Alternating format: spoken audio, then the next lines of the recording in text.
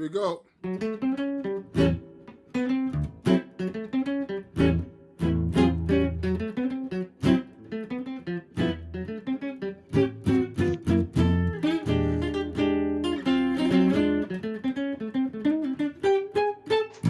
Hey everybody, it's Ron Jackson here, and I'm live with Mr. Wyatt Wilkie. How's everybody doing? You know? Hey Wyatt, how you doing, man? Good. How are you, Ron? Good to see you. Good. So we're here debuting my Ron Jackson signature 7-string guitar. So everybody, let me just see something here. This I'm trying to make sure we're live at these different places, and there's a couple of well, you know what? If there's some issues, it's okay, because right now I'm trying to make sure we're live here. So I'm going to edit this right now. So we're going to make sure we're getting live on oh yeah, here's the stream key. You're already live. You need YouTube, to change the stream key. Instagram. Yeah. Yeah, so what I'm doing is I'm gonna go live on Instagram right now as well, everybody. So I'm gonna add that right now and put a new stream key, and then we're gonna go live on Instagram as well, everybody. So everybody, please share this live stream. And Rodney is already watching. He's one of your big fans already, Wyatt. Okay. And I know he's all the way Rodney. from Rodney. He's one of my fans who was he actually went to the this San Diego Archtop Festival or something recently. Yeah, now there's an issue with Facebook too, but we're gonna go live in that in a second. So let me go live right now on Facebook. Here we go. On Instagram. So we're going live on Instagram too now. So we're live on Instagram as well, everybody. So let me see how that looks. What I'm gonna do is I'm gonna separate that from everybody, and we're gonna watch both on my screen here. So everybody, please share my live stream. This is the debut of the Ron Jackson signature archtop 7-string guitar, particularly for this guitar, that's built by the great Wyatt Wilkie here, all the way from Royston, Canada. Yes, That's right, Vancouver Island. Vancouver. So you're actually on an island over there. Oh yeah. So Vancouver Island. Vancouver is not on Vancouver Island. Oh, really?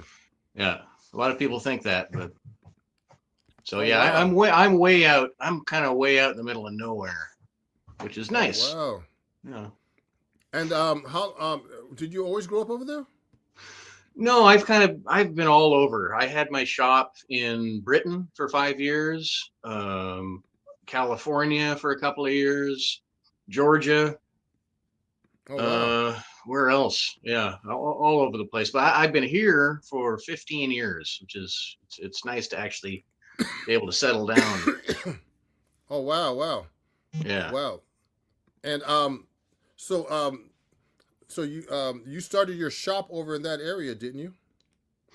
When I started, it's so funny when I actually started, I was in Albuquerque, New Mexico. Oh, That was my wow. first shop. So yeah, it's hard to explain why, but I've just been traveling.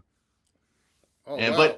but now with I got a couple of teenagers, so it's nice we finally settled down in this beautiful place, and it's a great place to work because there are no interruptions, and it's a beautiful place. So Wow. it's working Uh, out. what's the population over there?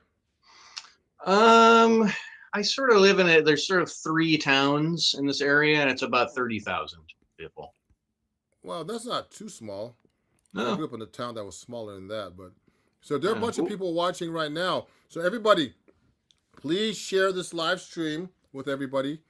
We're going to be talking about my signature archtop guitar and how Wyatt and I conceived this, and also how Wyatt has been a luthierer for quite some time and one of the most experienced and best guitar luthiers in the world, um, with players like Ed Sherry, Fatum Makula, and someone else I'm missing.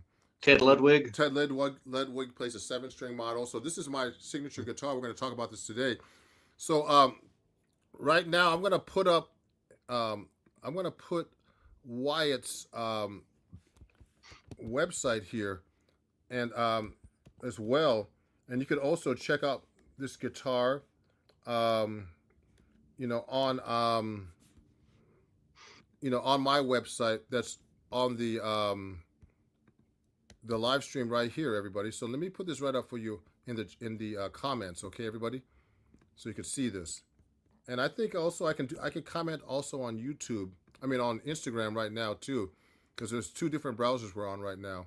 So let me see. I'm going to put this right now in Instagram. So we're live on Instagram. There's a bunch of people watching on Instagram right now. It's called Wyatt Wilkie Stringedinstruments.com. That's your website, isn't it, Wyatt? Yeah, that's right. Oh, cool, cool. So so Wyatt, so you've been how long you been a guitar maker now? I'm just wondering. Well, I've been making guitars and mandolins for 26 years. Hmm. But I've been in the business for longer. I started out making guitar cases. Really? For Carlton cases, you know Oh yeah. Carlton. So we Yeah. were a small company in Calgary. There were just two or three of us making all the cases. And Wow. this goes back 30. Oh God, it's 33 years, I guess. Oh So wow. that's how I got my start. And Making cases for. Um, Calton cases are I actually got one with my we'll talk about Benedetto in a second. With my Benedetto, they shipped it. We got to explain what Calton cases are to people because I didn't even know much about them. Explain what kind of cases those are, actually. Well, I mean, it's they're custom fitted fiberglass cases. I think maybe they do carbon fiber now. I'm not sure, Mm-hmm. but high end. You can check them on the airlines without worrying too much Can you about grab it. my case, Michelle? Yeah, I'm asking my So wife to bring me the yeah, Calton case so I can show everybody what it looks like. yeah, and the company started in England, a Oh long yeah. time ago. And then a friend of mine brought it to Canada, um, and started the company there in Calgary, and in a very small way. But then it got pretty big. Oh We were wow. making cases for all the top luthiers at the time, like back then: Linda Manzer, John Monteleone, Jimmy D'Acquisto, Bob Wow. Benedetto. That's when I first got to know Bob's work. Oh wow. Um, because they were custom fitted, we needed all the measurements and templates, and so we would sometimes draw out the guitars. Mm-hmm. So that kind of started it all for me. Nice. And Yeah. so then you what made you get into getting into the creating art styles? I mean, to me, it would be really difficult to just start It building started guitars. with it started with mandolins. I've never made a flat top instrument ever. I've made nothing but arch top instruments, Hmm. 100%. I started with mandolins because my father is a musician. He's always been a musician. That's all he's ever done. A mandolin player. Hmm. Um, and I What got style of into it. music? What style of music? Back in the 60s, he was sort of in that psychedelic scene in San Francisco. And Oh, then your family's from the Bay Area originally or they're something, right? from San Francisco. Yeah. And then, oof, a little No wobbly problem. here. Um, he was drafted, in Vietnam. So Oh, came with his group and with my mother to Canada. And that's where I was born. So I got my Canadian citizenship that way. oh wow. Oh, And then interesting. he went on and he started playing, bluegrass music. And then eventually he played with, he usually had his own groups, but he also played Mm-hmm. with, I don't know if you know Ian Tyson. Ian Tyson's a big name in Canada. Oh no, I A lot don't of know. people don't know him outside, but he was Ian's mandolin player for years. Interesting.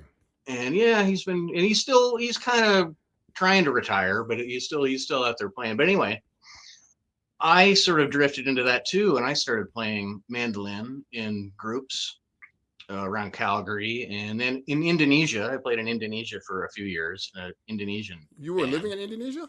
Yeah, in Sumatra and Jakarta, Interesting. playing music. And then I don't know what happened. I think I came back, and it was in Albuquerque, and getting work. That's not it. I got work as a grave digger. I was working at a cemetery digging Grave digger. graves. and trying to play in cafes with groups. At the bottom. Yeah. Wow. And I don't know, I just wanted to make a change. I just decided to try making a mandolin. Oh. And that's what kind of the whole thing kind of snowballed. Yeah, yeah. It was just like, I can do better than this. And then, I made another one. I can do better than this. Yeah, yeah, yeah. And I'm Yeah, still that's cool, 26 man. years later, I'm still thinking, I can do better than this. Uh-oh. So how did you get started? So you started doing mandolins, but how did you start getting into archtop guitars? You Well, know? I got into archtop. I started in a slow way, started building archtop guitars at that time. Mm-hmm. But then I got an opportunity to work with Bob Benedetto, Yeah. who was, well, kind of a hero of mine. Yeah. And I just couldn't pass up the opportunity. So I moved. Mm-hmm. Cool. We had a 1-year-old at that Oh time, wow. and we just decided, okay, well, let's Yeah. move to Savannah. Oh, so you moved to Savannah to study with Bob Benedetto. You don't want the fault. Yeah. Yeah, and it was a great thing. It was a great experience. I became his apprentice, and I was the master craftsman of the company. For how long were you working for him, and how many big guitars did you build? Well, I estimate about 70 guitars with him. And the high end ones you told me, no? Yeah, it was like his Manhattans, Cremonas, his custom orders with him. Yeah, And so it was just. how much are the price ranges for those kind of guitars over there? Pretty high. They No? were at that time. They were between sort of $15,000 and $40,000. Wow, that's 20 years ago at least, no? Yeah, that's 20 years ago. Wow.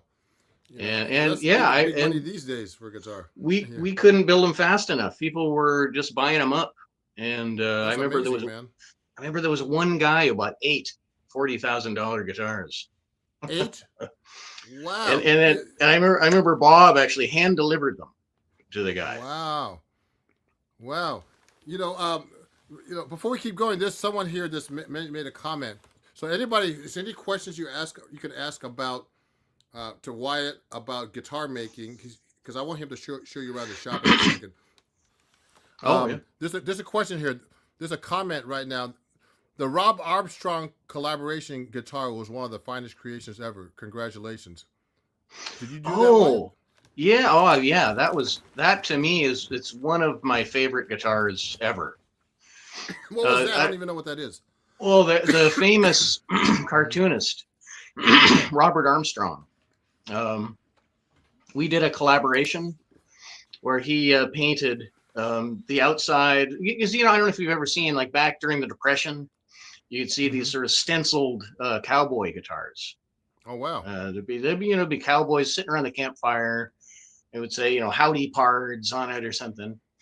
And my dad had a couple of those. I always thought they were pretty cool. So I thought I would do like something in that kind of style and that tradition. And Robert Armstrong not only is he a great cartoonist, but he's also an amazing musician, doing like early jazz and cowboy music. And it was just the perfect collaboration. Is he American? I thought. Is he American or Canadian? Yeah, he lives down in California, down in Winters. Interesting. And he's like he was in a band with the cartoonist Robert Crumb. Keep on trucking. Oh, Mr. Natural. Oh wow. Wow. Yeah, so he's he's in that sort of group of cartoonists. Nice. And so we decided to do it. So we illustrated the inside of the guitar as well. Oh, interesting. So you can kind of look through, and there's images there. And I'm really thrilled about it because I'm such a big fan of his. Oh, interesting. Someone has a good question here. So you're going to be getting some great questions. Everybody, please share this live stream if you're on YouTube or or Facebook or anywhere. Okay. We're interviewing the great Wyatt Wilkie, who's the builder of my new 7-string Ron Jackson signature archtop guitar. We're going to talk about how it's built in a minute, but he's talking about the history. But someone's asking questions here. Daniel Emberley is asking this question. For USA customers, are NAFTA, USMCA papers prepared? Any special brokerage fees or expected chart changes? Oh, it's hard to talk about things like that because it changes so much. Mm-hmm. Um, yeah, and there's things like the Lacey Act you have to consider, and What is that? it has to do with the wood that you use, and there's a lot of paperwork involved. It's a real pain. Uh, to ship a But guitar to the States, you mean? yeah, Hmm. but it's pretty dull to talk about, I think. Oh, wow. So okay, so yeah, so she's just wondering, are there? So it could be, it changes all the time. So you really don't know. That's what you're saying. Yeah, and then as far as brokerage fees go, I mean, it depends on who you're using as a broker, and I mean, there's a whole lot of variation. Really interesting. And I've been switching it up too. I've been using FedEx, and then UPS, and lately I've been going through the post office. I've been liking that. Uh, to ship Um, guitars, you mean? yeah, Really interesting, because people are yeah. wondering about that. All this trade stuff. Well, as far as the stuff that's coming up, I don't know yet. I don't know. I've been kind of, to be Yep. honest, like just sticking my head in the sand a little bit about all of the stuff that's happening, Yeah. Yeah. and I just kind of understand. hoping that eventually things will get better. I hope Um, so. yeah, I hope so too. Yeah. Yeah. So we were talking about the Carlton case, everybody. So I have one that I got for Bob's old teacher, the old company at least. Here's what a Carlton case looks like, everybody. So this is this bulletproof? Yeah, well, maybe it's not bulletproof, and maybe it's not forklift proof, but it can fall out of the back of a truck, and it's probably going to be okay. And get run over by a car? Yeah, maybe it might be okay. Says here's what it looks like, everybody. So for my other guitar, my my uh, less used guitar now, since I have my beautiful guitar from Wyatt built. Here's what it looks like, and it's actually a fitted molded case, everybody. If you could see that, Yeah, and it actually fits the guitar perfectly.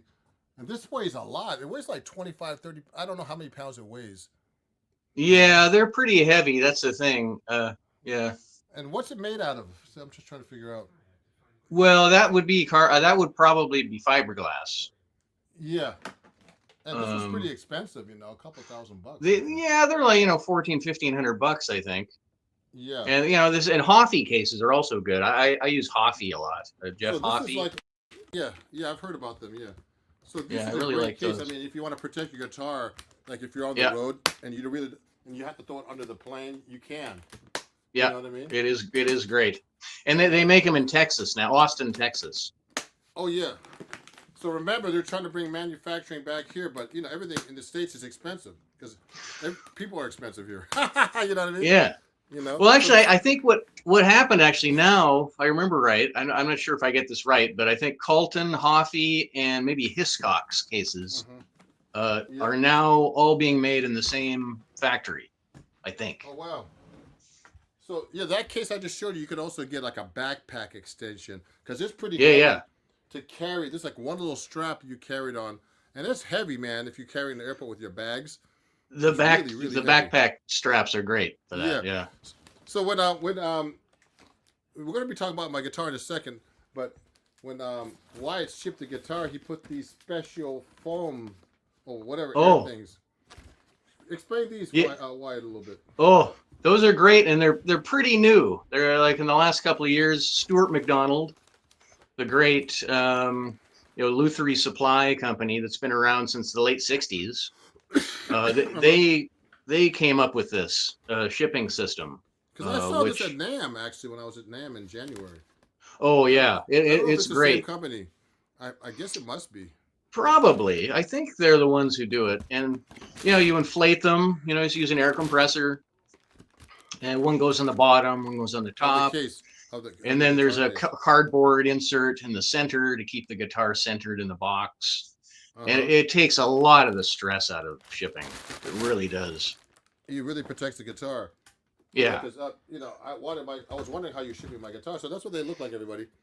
Yeah, it used to be such a stressful deal, having to pack guitars and Yeah. So just there's a got. question here from Ben. Ben, how do you know Summer McCaffrey guitars, the ones played by Django Reinhardt in the 30s and 40s? How Selmer do you? McAfee. Yeah. Who's that? What? So that's the question. How do you know Selmer McAfee guitars, the ones played by Django Reinhardt in the 30s and 40s? What about them? That's a question. I don't know what that means, but anyway. Well, I'm a big fan of Mario McAfee, who Mm-hmm. was a brilliant luthier back then, who worked for the Selmer Company, Mm-hmm. and famously made the guitar made famous by Django, and Mm-hmm. it's since become the standard for gypsy jazz. And I actually did make an archtop version one time. Mm-hmm. And it was one of those models that didn't seem to work out. I just made one of them, and I Mm-hmm. actually had it reviewed in Downbeat.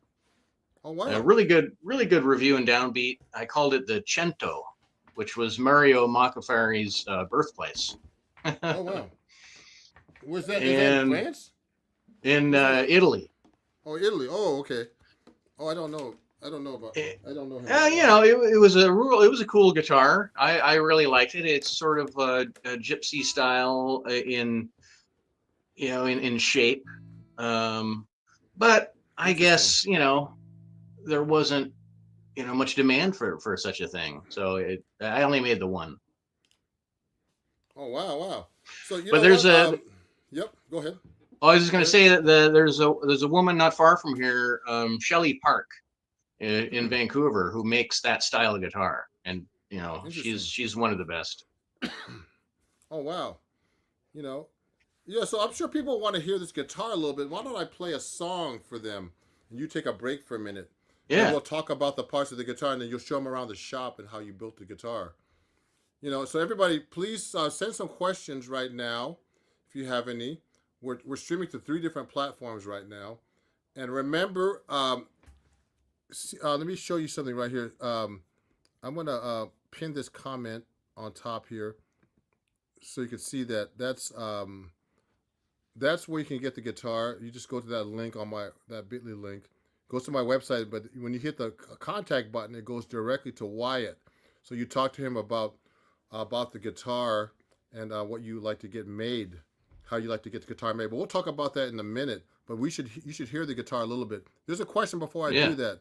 So let me hide this right now. There's a question down there. Um, approach to arch tops. Voicing varies per order per customer. Electric versus acoustic. That's a question. Well, I typically make them all as acoustic archtops, like almost all of them, with that in mind, with the best possible acoustic properties, and then add usually a floating pickup. If I add a built-in pickup on an archtop, it's usually for somebody who is going to be playing in a louder Mm-hmm. situation, like maybe in an organ trio or with saxophones. I think a built-in pickup's better for that kind of situation.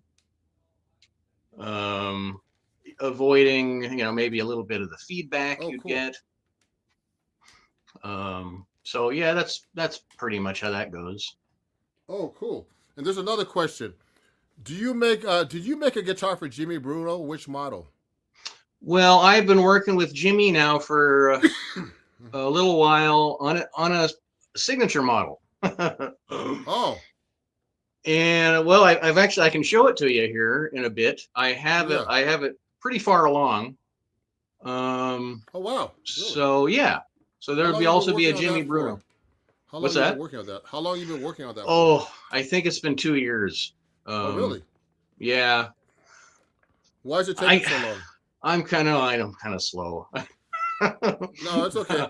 It's okay. Well, it's just the thing is, I'm a very traditional guy. I do I'm still doing it by hand. I use hand planes, and I finally recently, and a couple of years ago, I got a copy carver, which just kind of roughs out the shape of the top and back. It's real crude. It's just a router that just kind of roughs it out, gives the general shape, Mm-hmm. and that helped a lot. But I don't use anything beyond that. I don't use like, computer operated anything. It's all, You're like a, handwork. you're a real archtop handmade. Well, I kind of learned it. I learned it from Bob Benedetto, and it's hard to, I kind of then learned my own way of doing it. But it's hard to update. Yeah. I get stuck in my ways. So let me play this guitar for you a little bit. I'll play a song for you guys, and I'll take Wyatt off for a second. You can watch Wyatt while I play this. You haven't heard me play your guitar, really? Not really. So what I'm going to do is I'm going to take you off for a second, and then you'll be. I'll take you off the stage for a second, and I'll play a tune for you guys. Okay, here we go.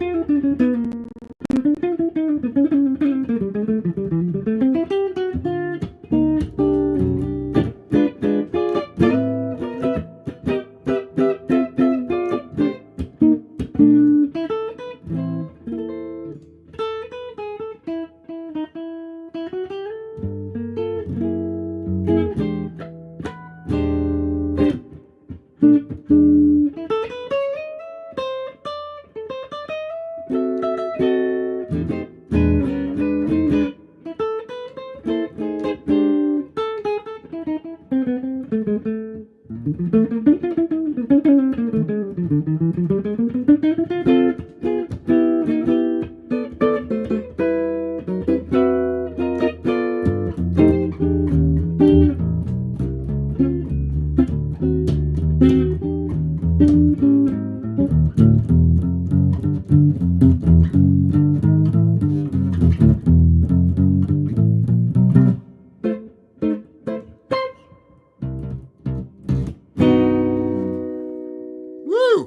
Haha. Nice. Yeah, that's some hard work, man. Playing Yeah. with my headphones on, glasses, and a 7-string guitar. But Yeah. it's a great guitar, man. You should And try making them. yeah, I know. So let's listen. Let's see some of the comments here.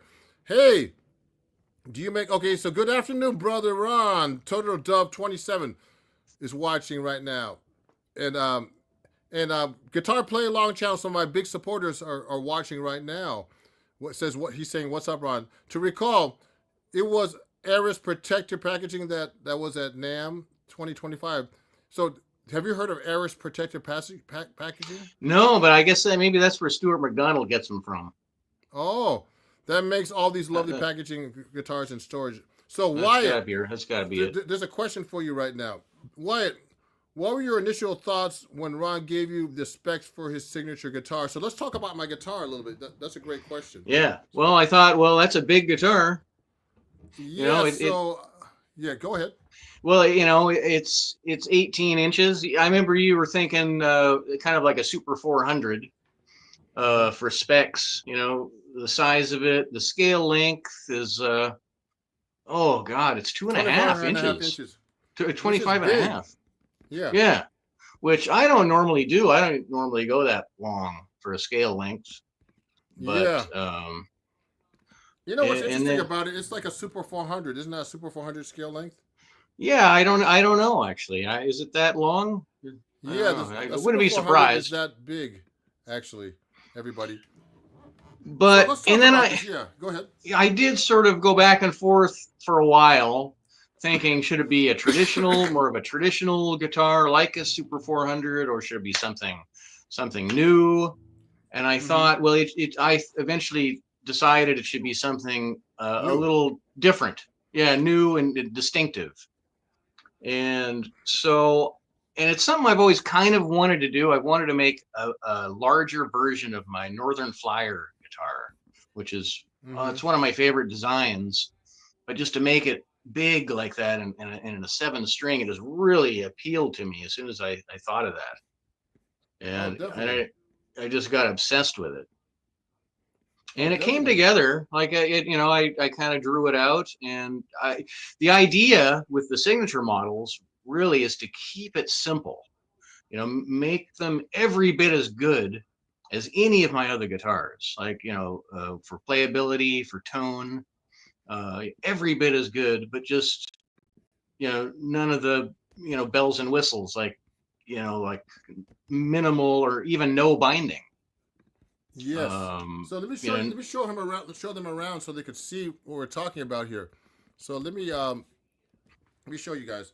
So if you look carefully, let's talk about the guitar a little bit here. So because it's already on my website, but now you're the Master Luthier, where you could talk all about how you came up with this. So so if you look carefully, everybody, there is binding on here, isn't there?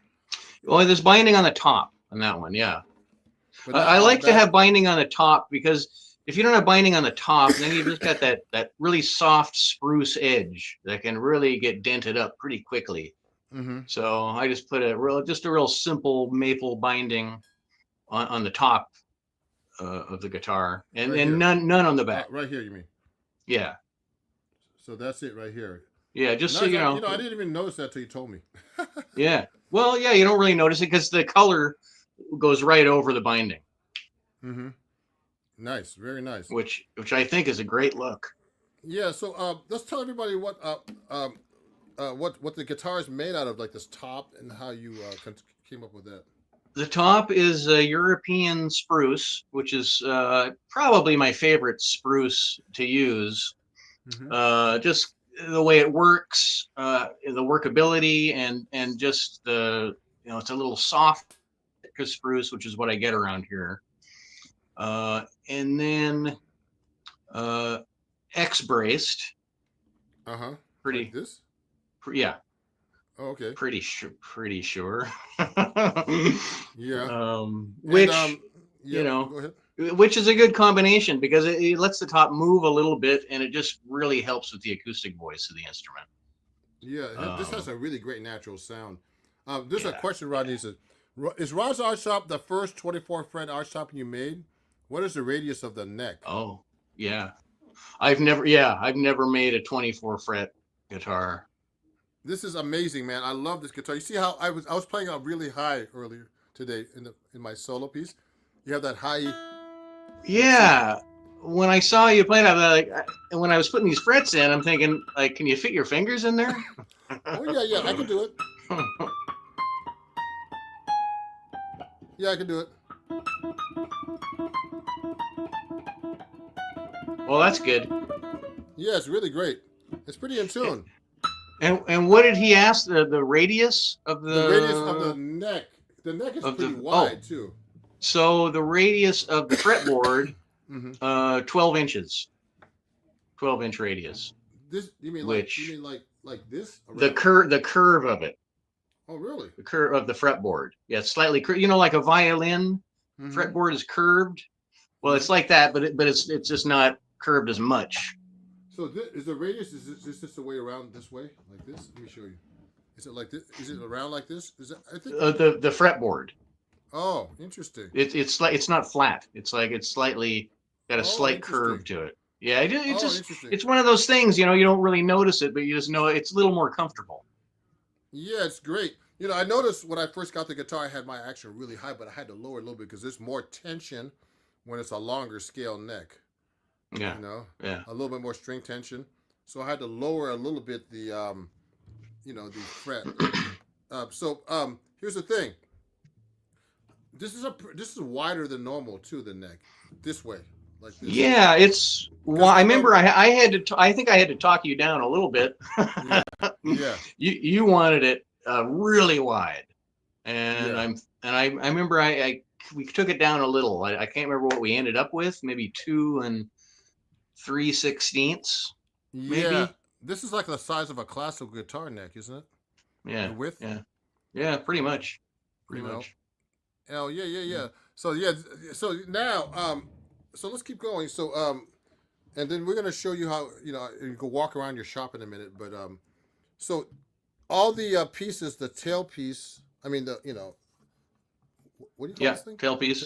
Yeah, the bridge and the pick guard are made out of what? They're all ebony. Ebony from where? From it's Gabon ebony, African. So Gabon, the country. Yep. Wow. Well, not necessarily from Gabon, but they call that type of ebony Gabon ebony. I think it grows elsewhere. Where do you find your woods? That's what I'm trying to figure out. That's one question. Well, all over. Like I get a lot of my ebony from sellers in India.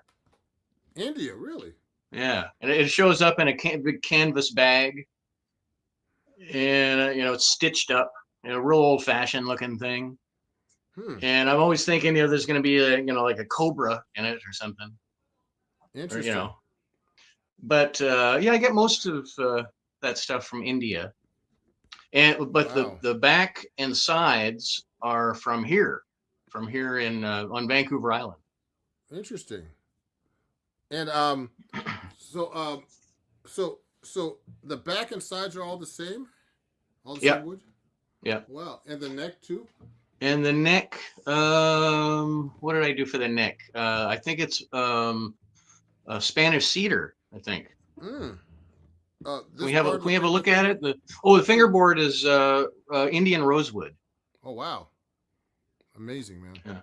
And the faceplate is also Indian rosewood. Yep. This part right here. Yep. Oh wow. I just thought it would look so good. It looks great, man. With the colors and everything. Yeah. Mm-hmm. Now, if you look, so Wyatt's name is etched in. Is that real gold? My name. It is. Signature? It is actually. It's real gold. Actually, your signature isn't. Oh no. Yeah, no. Sorry about that. I know. Man. The company that made mine, they went out of business like, I don't know, 15, 18 years ago. But I have enough of them for a lifetime. So. Oh, you mean like the signatures? You stick it on there or something? Yeah, they're super thin. They're really thin gold, and I got to build up the finish. Uh, Mm-hmm. so you can't feel it. Interesting. And So then yeah, yep. So what I do is I put foam in here. I mean, I had the local yeah, shop put on there, but I'll take it out. And yeah. if you look inside, there's what is I remember I signed that. What is that exactly? Is that the serial number and all that stuff? Yeah, that's one of my labels that I had made up. They're pretty recent. I really like them. They're screen printed, really Mm-hmm. beautifully done. The design was done by a friend of mine in Spain, Mm-hmm. Felipe, and he we talked for a long time about the design and came up with I don't know if you can see it, but it's what I wanted to do. If you see the early Gibson labels, they have Mm-hmm. Orville Gibson made a few of these lyre mandolins. Mm. They have these two big arms, but they're mandolins. They're really Mm-hmm. crazy looking things. He made them around 1900, Mm-hmm. and he put them on his labels. Interesting. And I always thought that was just a really great look. And I recently, a few years ago, for a Mm-hmm. special museum project in Victoria, I made a lyre mandolin. Oh wow. And the main reason I wanted to make it was so I could have it and use an image of it on my labels. Oh wow. Wow. So I finally got around to doing that. So I have the image of the lyre mandolin in there. Oh wow. Wow. And yeah, they're just really beautifully. I've always wanted really nice labels with nice colors. Yeah. So this is like a And serial number label and all that stuff. No, basically. yeah, so I write that stuff. I sign it and I put the serial number on. And Nice.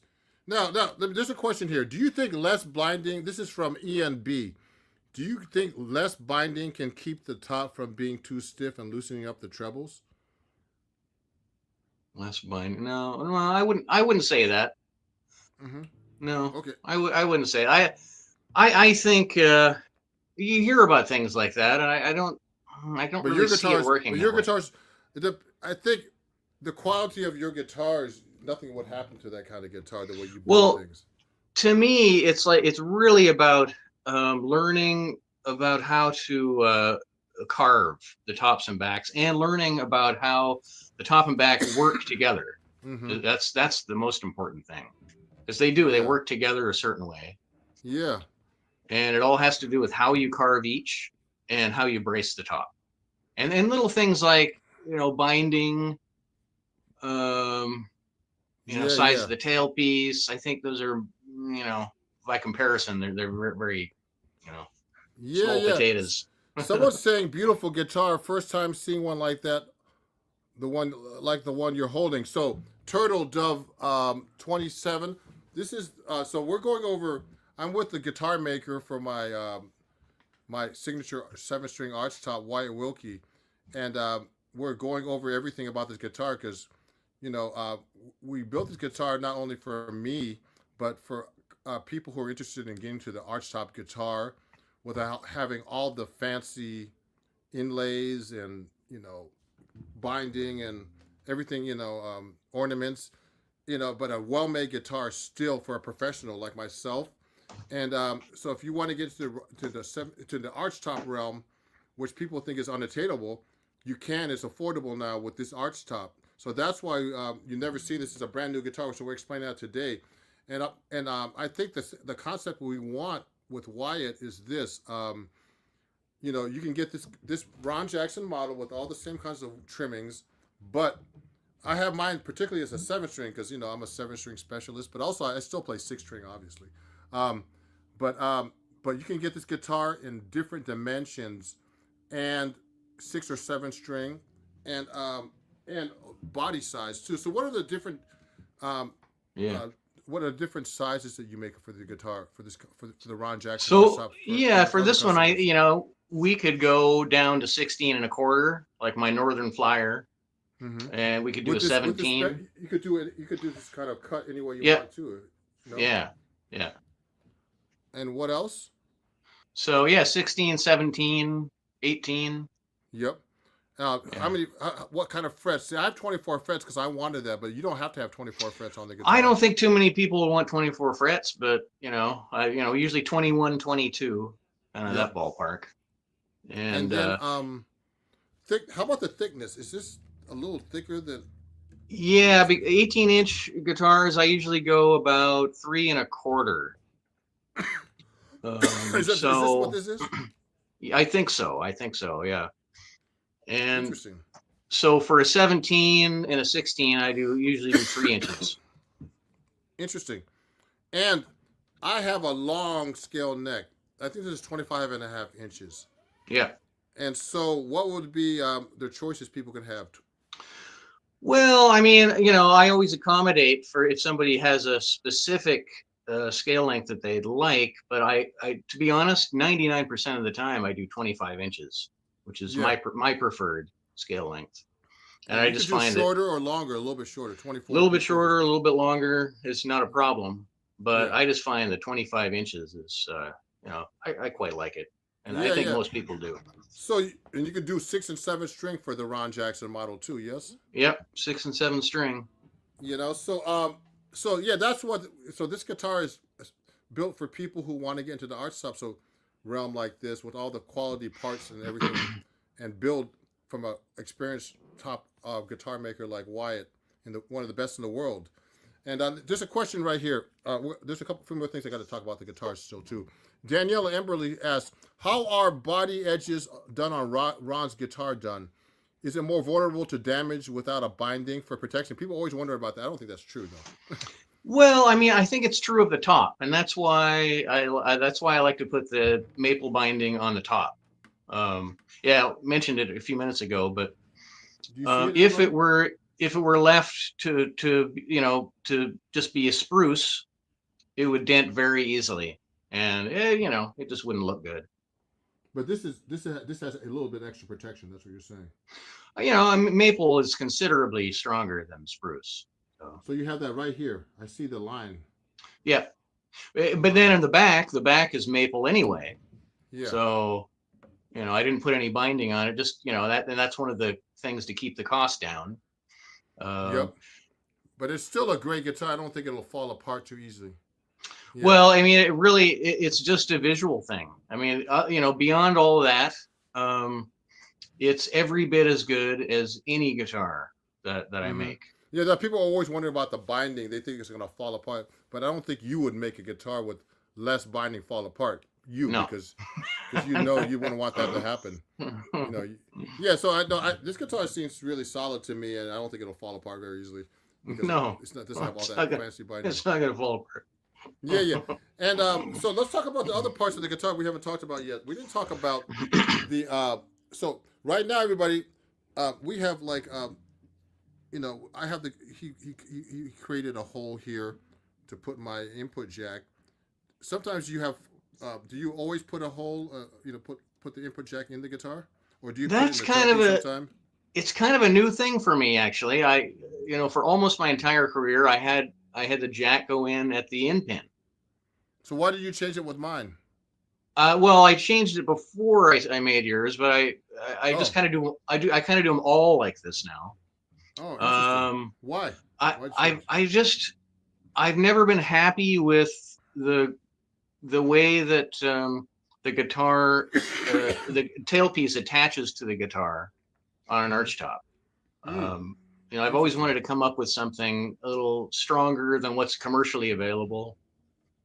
I've never had any problem with it, but I always saw potential problems.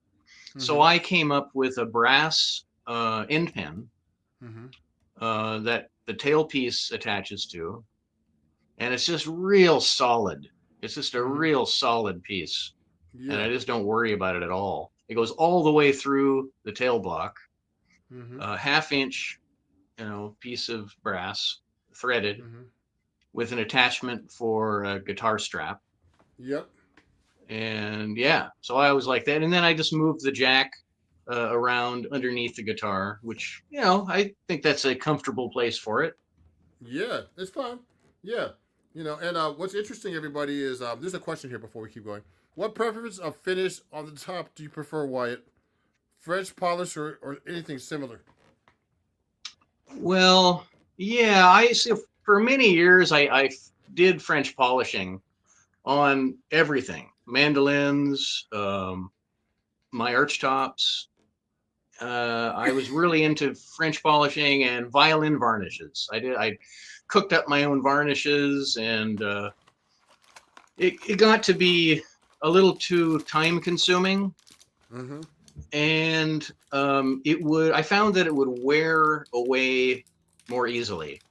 Interesting. I got a couple of them back for touch-ups, and Mm-hmm. it's just a real pain, when you're in a busy shop and you have things, working like a fine-tuned machine, and then something comes back and you gotta like touch up the finish or something. So and that happened a couple of times, and then I So just thought, well, I don't want so is to this have French to do it. polish? I don't know what this So is. no, this is nitrocellulose lacquer, Mm-hmm. which I did for years until I ended up getting really sick. I actually had cancer, and Oh. almost died. I got really lucky. Went through chemotherapy and all that, Oh man, I'm and so happy. then Mm-hmm. I got back in the spray booth after I got better, and I thought, well, I don't think I want to. I don't think I want to do this anymore. All these chemicals. So So you send this off now, don't you? a friend of mine, Matt Eady, in Georgia, and I met him at Benedetto Guitars where I was making Bob's guitars and Matt Mm-hmm. was finishing them, and so we kind of like got the old team back together, and Mm. he does all my nitro finishes, almost all of them. So he must wear protection for all that stuff, I guess. Yeah, he's got the whole good setup. Mm-hmm. He's because he's a real professional. That's Mm. all he does, and honestly, I don't think there's anybody better than him. Mm. Like I just think he's just the best there is. He worked for Gibson before Mm. Benedetto. He worked for Benedetto for years. Mm. Now he's on his own. He's Mm. been on his own for years. He's a great guitar maker too. Wow. So So this I is the feel finish really that you good about use. that. Yeah, So it's that's a the great nitro finish. finish. Yeah. Great. Oh yeah. And so I'm happy that I feel like I can build the best guitar, and he can put the best finish on it.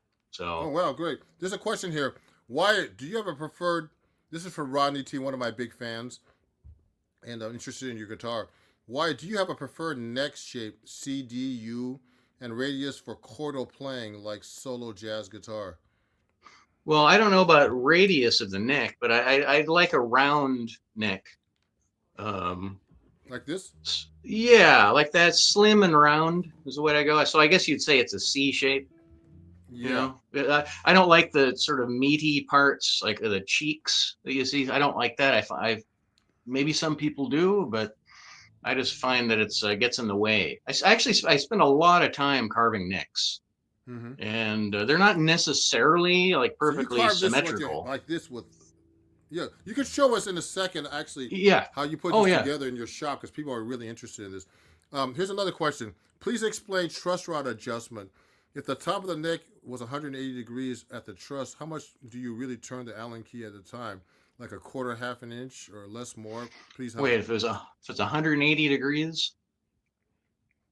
Yeah, Hmm. if the neck was 180 degrees, I don't know what that means, but anyway. I'm not sure about that.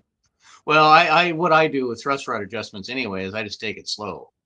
Mm-hmm. I just do a little bit at a time, take a look, and I think different truss rods will turn differently.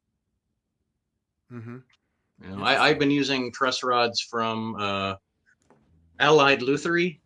Oh yeah. I really feel good about their truss rods. Really well made. Yeah. Um, Oh, cool, cool. Yeah, because yeah, the truss rod. I wouldn't trust myself with a truss rod. I would take it to a guy that's a professional because I would probably break the yeah. neck. I don't do that. Just so you guys know, you shouldn't be doing. I have I have like people who, students, fans who do things by themselves, and I just tell them, look, you should not be doing this. You should have a guy in the store doing it because you don't. You're not a pro. I'm not a pro at. I'm not a Yeah. pro arch top maker. You know what I mean? Yeah, well, still, things like that, I think you can learn how to do. Because Yeah, but I'm too the scared. concept's pretty simple. Yeah, Yeah, because concept's something could pretty happen. simple. Yeah, Yeah. yeah. Yeah, thank you. Beautifully made. Someone say Turtle Dove. Yeah, so Turtle Dove, definitely check out, um, um, you know, our new arch top on my website. And it goes directly to Wyatt. You can talk to him directly about talk to you about guitar. Now, someone said beautifully made. I'm gonna show that comment. And then, Super Lee asked one more question. Like if the truss rod was a clock 9 to 3, how much at a time? Taps, taps, big turn, or what? Little taps or I big turn? I would not take a big turn. Yeah. You know, Mm-hmm. because there can be surprises. You don't know what's been going on in there. Interesting. Yeah. Yeah. Yeah. Uh, So that's a great question. Before we keep going, everybody, I want to show you something about my podcast. So tomorrow, just so you know, everybody knows, tomorrow I have a special guest named Luar Krief, who's going to be on my podcast tomorrow. He's just visiting from Paris. I met him at the NAMM show, and actually, when I met him, he's a great gypsy guitar player. He was actually staying with his family. His father's a great gypsy guitar player. So is his brother. They were staying with George Benson, and we became good. He was a fan of mine, so he's going to come visit tomorrow, and I'm going to have the show especially for him coming to visit. We're going to great. play for you guys together. But let me show you something, everybody, about my podcast before we keep going. So let me show you this real quick. 1 second. Take a little pause here. Watch this. Thanks for watching my podcast, Keeping Tabs with Ron Jackson. Please follow me everywhere at Ron Jackson Music. Also, check out my website called www.ronjacksonmusic.com, and you can get cool merch like this. Take lessons with me. You're going to find the best cool things on the internet for jazz guitar, 6 and 7 string. So I appreciate you guys, and I hope to see you in the next show. Yes, let's keep going. So, Wyatt, can you show us around your shop a little bit, because people are really interested in that. Okay. Sure. I'll just start right here. You I came guess. up with the guitar necks, and you could carry that camera around. Yeah, I've got it. See, I don't. Can you see that? So these are some bodies that are kind of in different stages. Can you see those? Yes, I can. So how many guitars do you build a year, approximately? It really varies. I think on average maybe 6. Yeah, wow, that's amazing, man. 6, everything's handmade, so it takes a long time for you. It takes a long time. And I still do mandolins. Here's a couple of mandolins. If you those showing up there, yeah. So yeah, I do the finishing on these. I French polish them. Yeah, there's a question here. You know what? I missed a couple of these questions on Instagram. So let me answer these. So Wyatt Freestone says, what enclosures are there one scale tone above and a chromatic below? That's a different question, everybody. That's more of a playing question. We're going to ask questions about the guitar. So my friend Gaz from London, I met last October, has a question. How flat do you have the necks? Some people seem to have completely flat, no relief at all. What's your setup? I don't know. I guess that's for me or for you, Wyatt. For the relief in the neck. Yeah. A little bit. Yeah, I just how do you have the necks? How flat do you have the necks? Some people seem to have completely flat. Well, we talked about this before. The radius, a 12-inch radius, is what I do. He's talking about. I think he's talking about just truss rod, but anyway, yeah.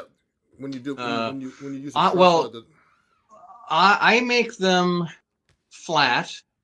If this is what he's talking about, and then I just find that with string tension, there's a little bit, of just natural relief with string tension. Really, I mean, sounds a little corny, but I think that's the way it works for me. Oh yeah. Okay. Show us the rest. So how you created like the necks, the bridges, and all that stuff. Okay. Well, I'll get over there. So yeah, here's some of the molds that I have, and some more guitars in progress. It's here's a bunch of molds. Yeah. Someone says, "May I see the Jimmy Bruno guitar?" Oh, sure. Yeah, it's right here. That's a Jimmy Bruno one. Yeah. How big is that thing? It's 15. 15 3/4. Hmm. And the neck for it, I have it all done. I have it carved, and I just got to attach it. His is the same as yours. It's got the top binding and no back binding. Mm-hmm. And keeping it simple. It's lightly figured wood, but still still quite nice. Nice. What kind of wood Curly is it? maple. Curly? Okay. Curly maple. Actually, this is European. European maple. And European spruce. Yeah. Nice.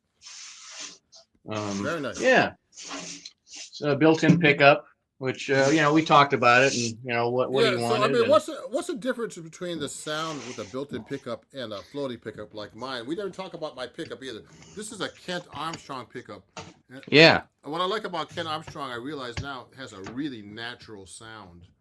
Well, that's what I love about them. I just use them almost exclusively. They're amazing. Unless sometimes somebody will want a Lawler pickup, which is great, Seymour Duncan. Mm-hmm. But I typically go to Kent Armstrong because I have a really good relationship with him. He does a lot of custom. Where's he located? For me. He's out in where is it? Vermont. Oh, interesting. You know what? Yeah. I'm a Seymour Duncan artist for like 20, 25 years, and I use their pickups like the Benedetto. Seymour Duncan uses, Benedetto has their pickups by Seymour Duncan, but they don't have that.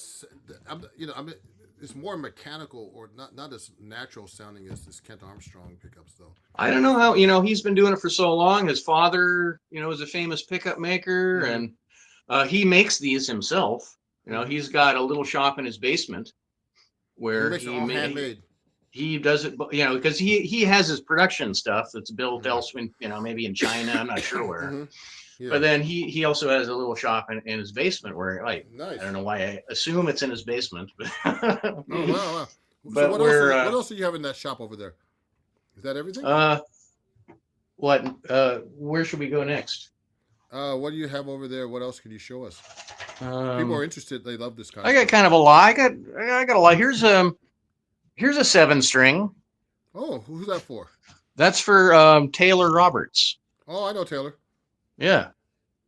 So that's coming along. So that's my 15-inch Vanguard model. With the sound holes, though, are just like a one-off, just kind of special for him. Let me see if I can. And this is something I started doing years ago, where I kind of carve into the top. What does that do for the sound? What about the sound hole on top? What does that do on the side of the guitar? On the side of the guitar? I was actually I was kind of against that for a long time. I really resisted doing that. But then I'm talking about the very top right here on the side of the guitar. Here? Yeah. No. Oh. This one. Oh yeah. This here. Yeah. What? I've never had a guitar like that. What does that do?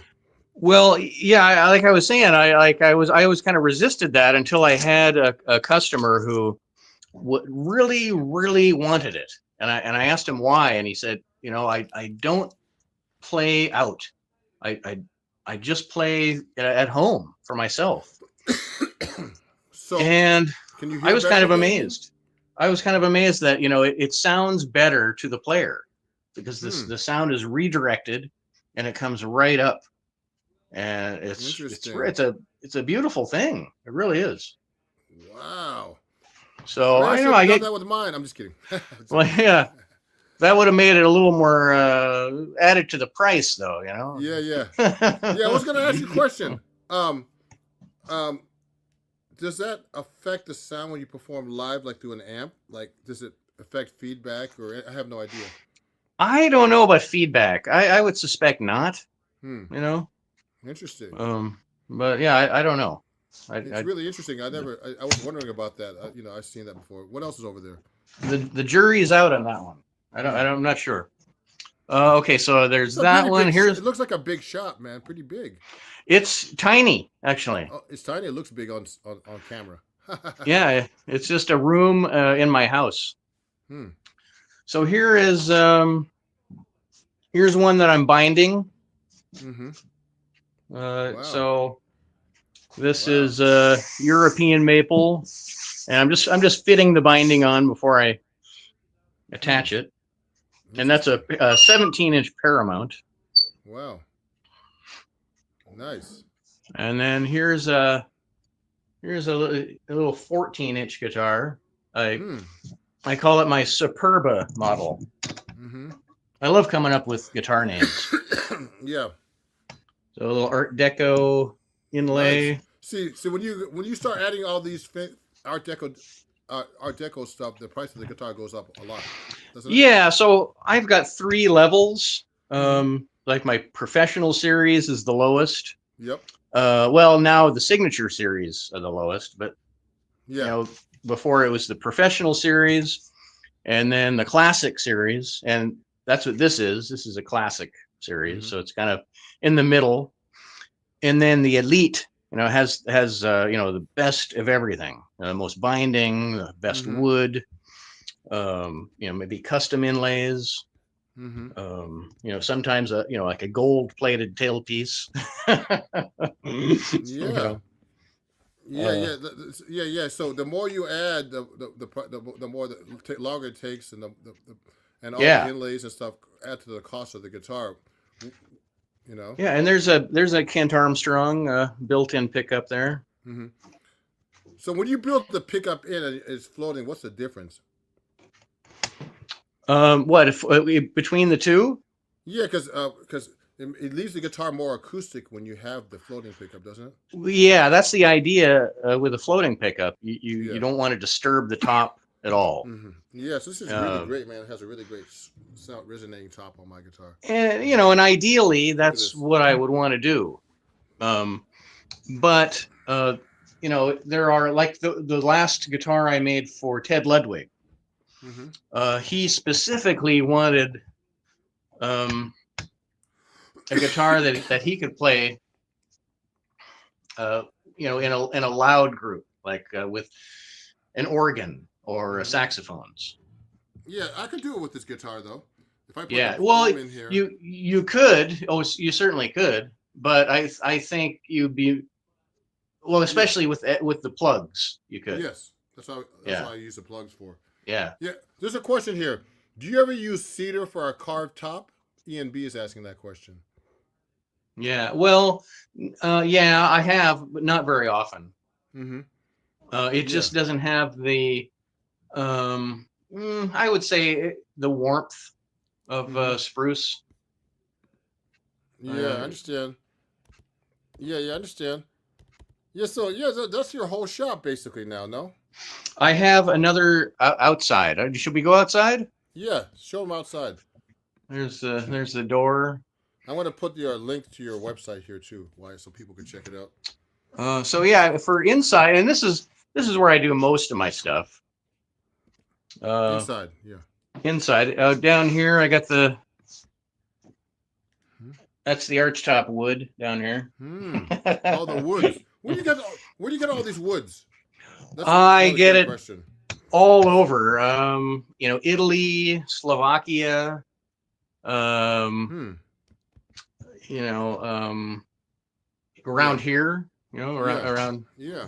Because there's really, really great maple in British Columbia. Oh yeah. Hey, let me interrupt you for a second. Say, hey everybody, if you're enjoying this live stream, please help support my channel with a super chat. To help me as a YouTube creator and YouTube partner, actually.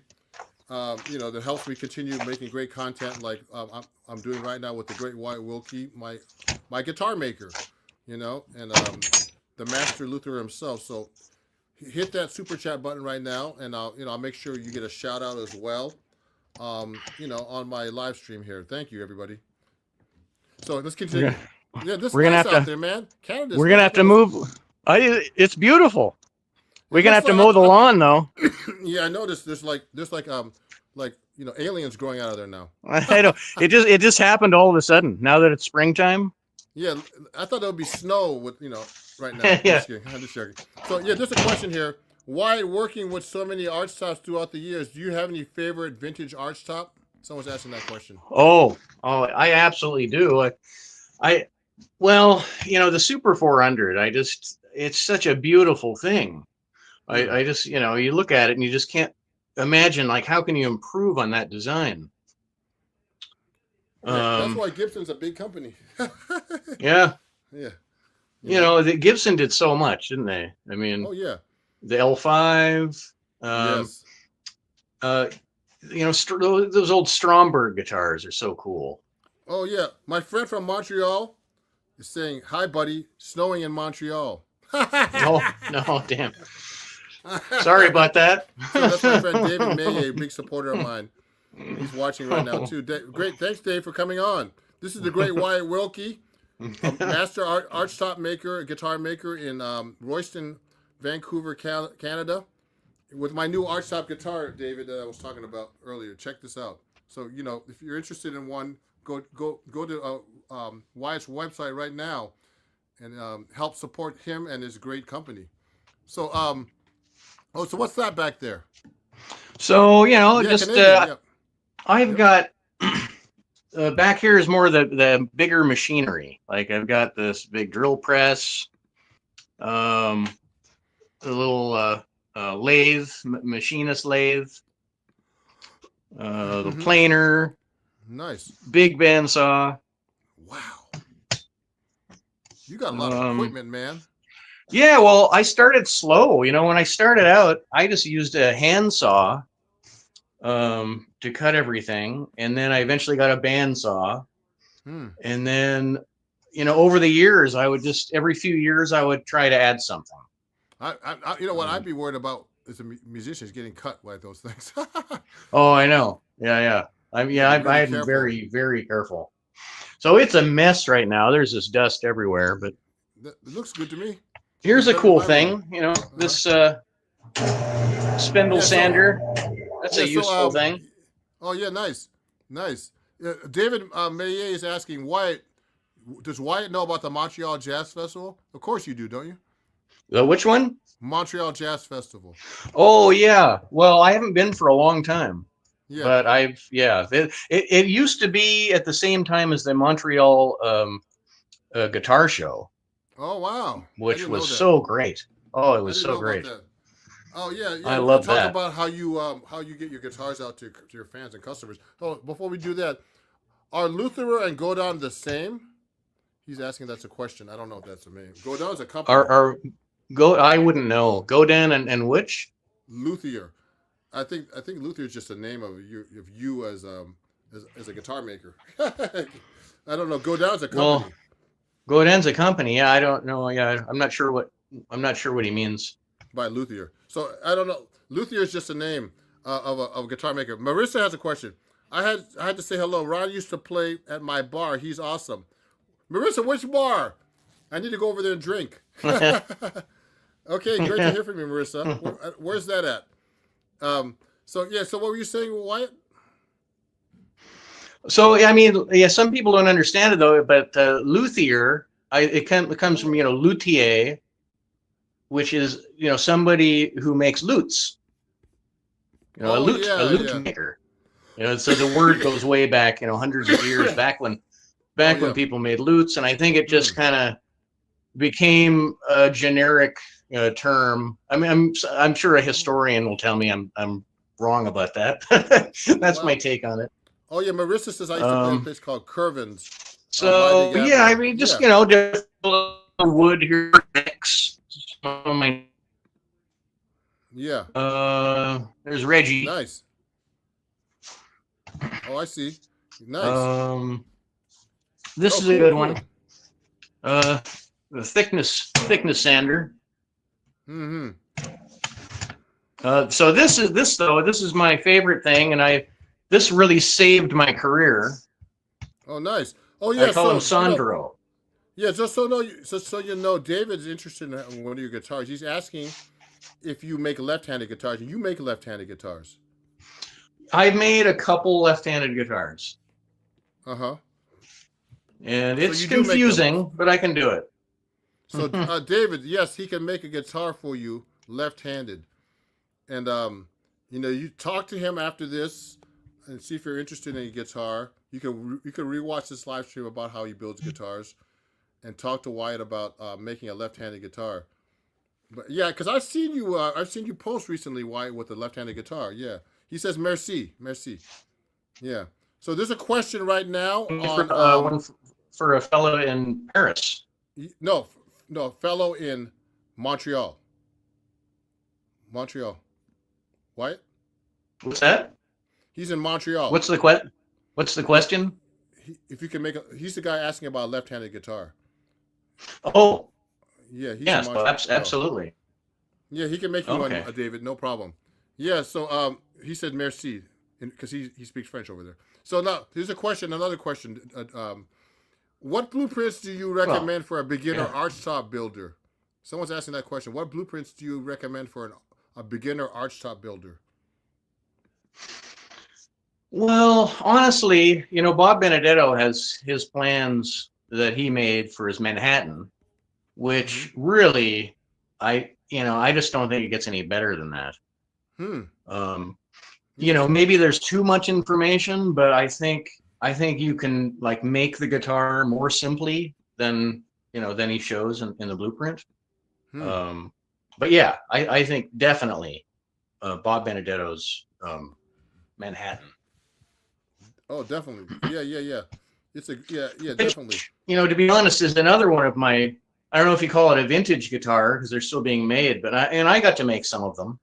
But Bob's Manhattan, like I had a hard time when I left Bob. I had a hard time getting away from that because it seemed like such a perfect design that had been refined, over 40 years. And I wanted to come out with my own 17-inch guitar, and I didn't want it to be like Bob's, and I really struggled with that. Yeah, you have to be for a few years as a guitar maker, no? You have to be yourself. Yeah. And I think we came up with a great guitar, man. Yeah. And I think it's perfect for me. I love the sound. Let me remove this comment. I think we're gonna, you showed most of your shop. So any last minute questions here? Because I think we answered most of them. I might want to play the guitar, end the live stream with me playing this guitar and ending this. But I don't see you now. Where are you, Wyatt? Yeah, there's just more wood and tools. That's all there is. Look at this. Oh yeah, you're just showing more. Oh yeah. I wanted to see your face too. Yeah. So Wyatt, David has a question. Any advice for guitar players dealing with carpal tunnel syndrome? They're trying to avoid surgery. Oh, that's a different story. For what? No, this is a guitar player question. Any advice for guitar players dealing with carpal tunnel syndrome that are trying to avoid surgery? Ooh, I don't know. I'm not a doctor, David. Just so you know, I used to have issues myself, David, out of Montreal. He's asking for the left-handed guitar too. So you know what? Whenever you start playing with pain or doing anything with pain, anybody, that's when you stop playing or doing anything, like even using keyboards or whatever, or planing your guitar or whatever you might be doing. Carving guitars. You probably have that issue, don't you? Sometimes with your arms hurting you. Oh yeah. I've had problems. So the most important thing is to take breaks, stretch, exercise. I mean, different things like that. You know what I mean? To me, I used to have those issues, but now, when I don't practice as much as I used to, but when I used to practice a lot, it really is painful, So I suggest like taking breaks, not playing too much. But Wyatt. So let's recap before I finish up and do one last number about this guitar. So one thing we didn't talk about the tuning machines at all today. So the tuning I want to go machines, back inside. I feel like the inside. connection's not as good out there. Yeah, it isn't. Yeah, so everybody, I'm going to be finishing up thanks for the session and answering questions. Very informative. Thank you, Ian. Yeah, and Ian, if you guys are enjoying this show, please, check out the website that's here. It says, it's right on this keeping tabs. Get Archtop right here at the bit.ly link right there. Go check out the guitar. Go meet Wyatt. Go talk to him about a guitar if you want a handmade guitar. David said having problems with big strumming, easier to play with my Epiphone Casino. Yeah, strumming, I don't know about that. So that's an interesting question.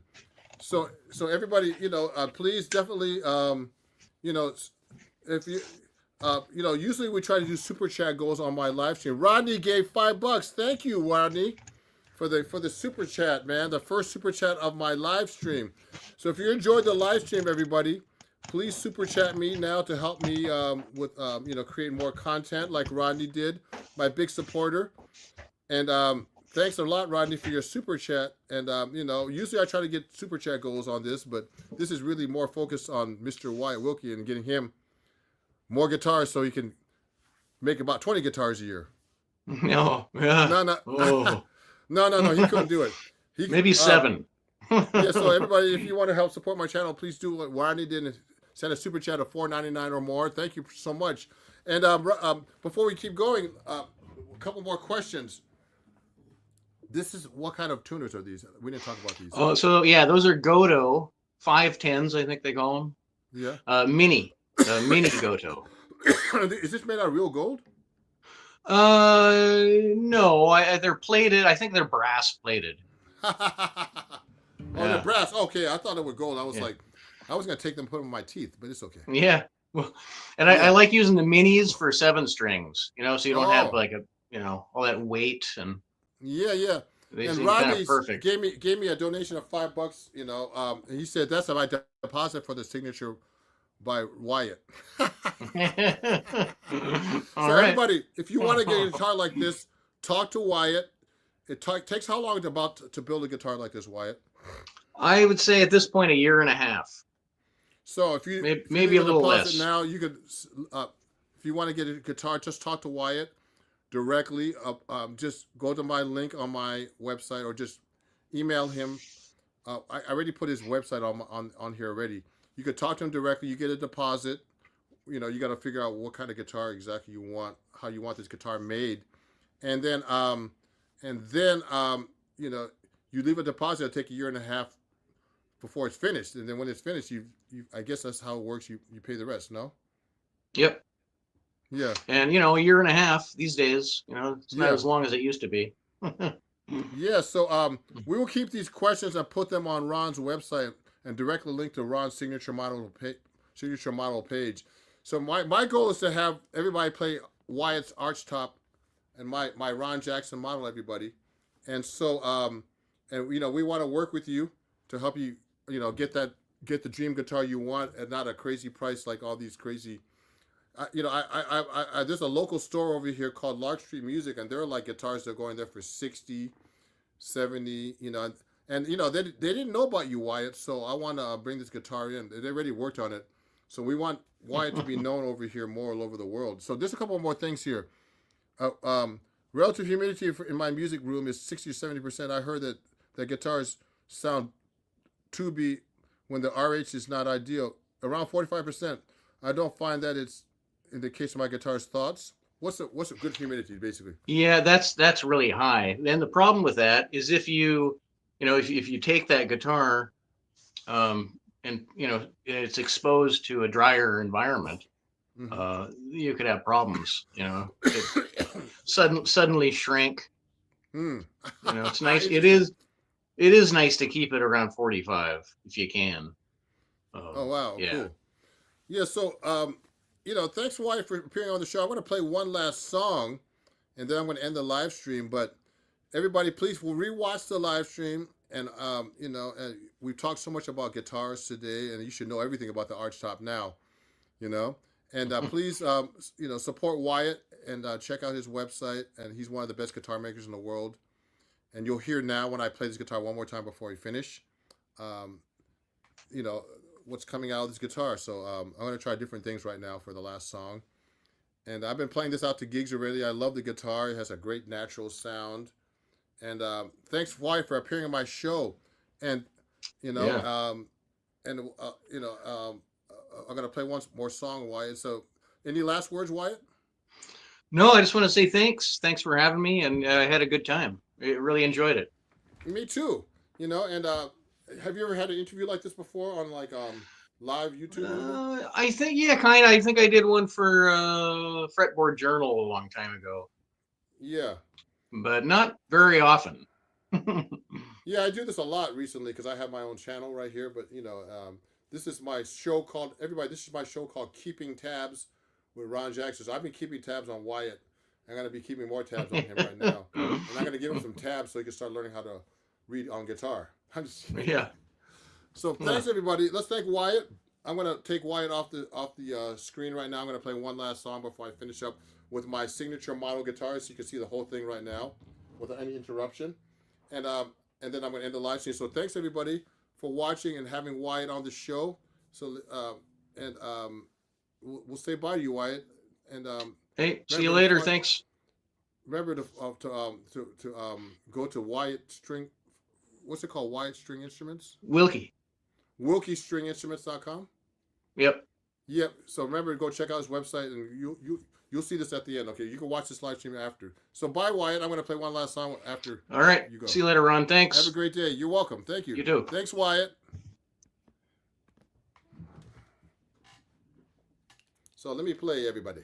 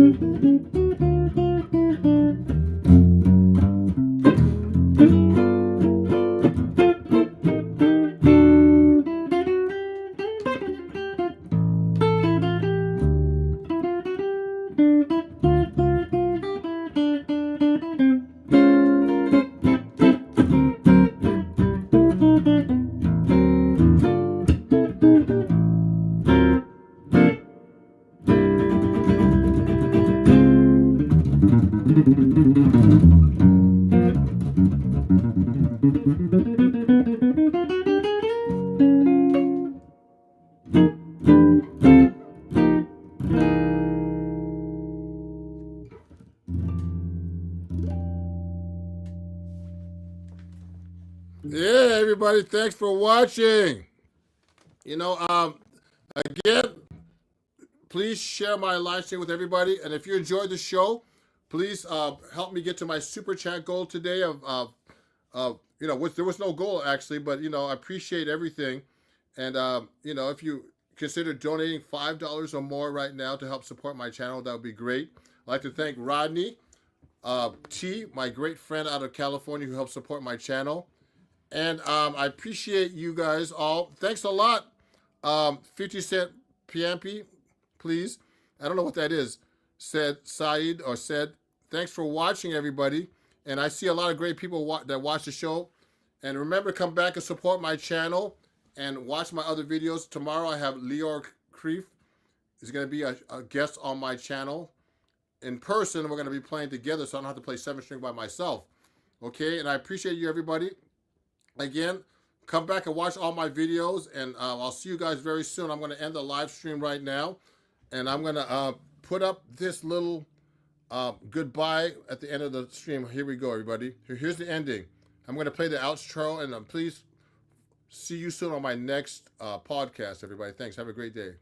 Thanks for watching my podcast, Keeping Tabs with Ron Jackson. Please join my Patreon at patreon.com/Ron Jackson Music, and you get cool perks like picks, books, vinyls, CDs, and downloadable lessons. And you can even score a lesson if you join the new Patreon referral program, where you can earn a free half-hour lesson for referring somebody who joins my Patreon for a year, and also get a discount of 10%. And most of all, you can be on my show called Keeping Tabs with Ron Jackson, my new podcast. So join my Patreon, and I'll see you guys soon. Thank you, and thanks for watching.